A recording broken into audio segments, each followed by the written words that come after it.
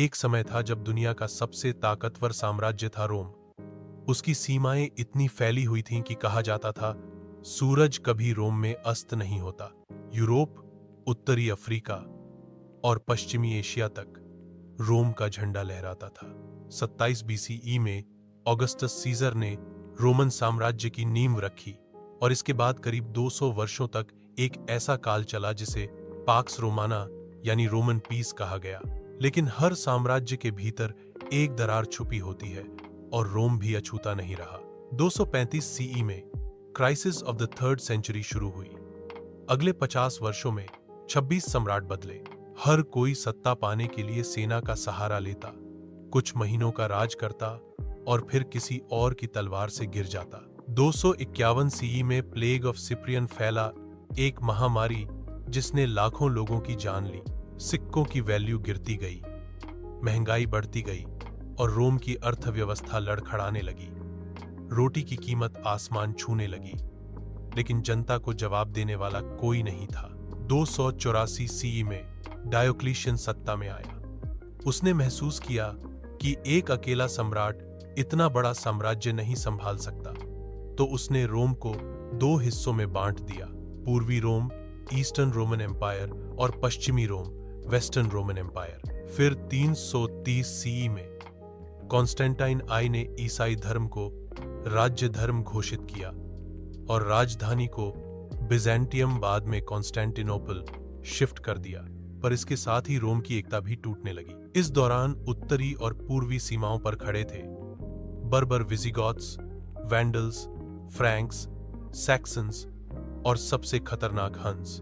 376 CE में हंस के डर से विजिगॉथ्स रोम की सीमा में शरण मांगते हैं, पर उनका शोषण होता है और जल्द ही वे बगावत कर देते हैं। 378 सीई में बैटल ऑफ एड्रियनोपल में विजिगॉथ्स ने रोमन सेना को करारी हार दी। सम्राट वैलेंस खुद मारा गया। इस युद्ध के बाद से रोम कभी भी पूरी तरह नहीं संभल पाया। 410 सीई इतिहास में वो दिन जब अलारिक के नेतृत्व में विजिगॉथ्स ने पहली बार रोम पर हमला किया। 800 वर्षों में पहली बार रोम की दीवारें टूटी, घर जलाए गए, मंदिर लूटे गए। यह सिर्फ एक शहर पर हमला नहीं था, यह रोमन गौरव पर हमला था। इसके बाद 555 सीई में वैंडल्स आए समंदर पार करके और रोम को एक बार फिर लूटा। इन्हीं हमलों के बीच रोम की सेना अब भाड़े के सैनिकों पर निर्भर हो गई थी। ऐसे लोग जिन्हें रोम से प्यार नहीं था, सिर्फ पैसा चाहिए था। और तब आता है वो ऐतिहासिक साल 476 सीई। पश्चिमी रोमन साम्राज्य का अंतिम सम्राट था रोमुलस ऑगस्टुलस, एक किशोर, लेकिन असली ताकत उसके हाथ में नहीं थी। जर्मनिक जनरल ओडोएसर ने सत्ता पर कब्जा किया और ऑगस्टुलस को गद्दी से हटा दिया।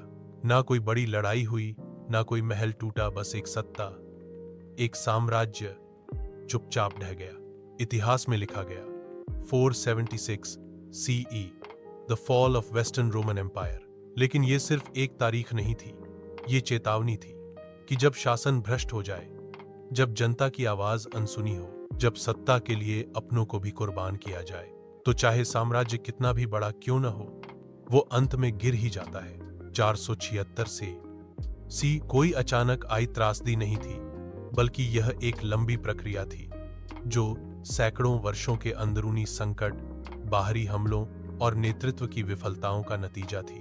और इस तरह रोम, जो कभी पूरी दुनिया का नेतृत्व करता था, इतिहास की किताबों का एक गिरा हुआ अध्याय बन गया।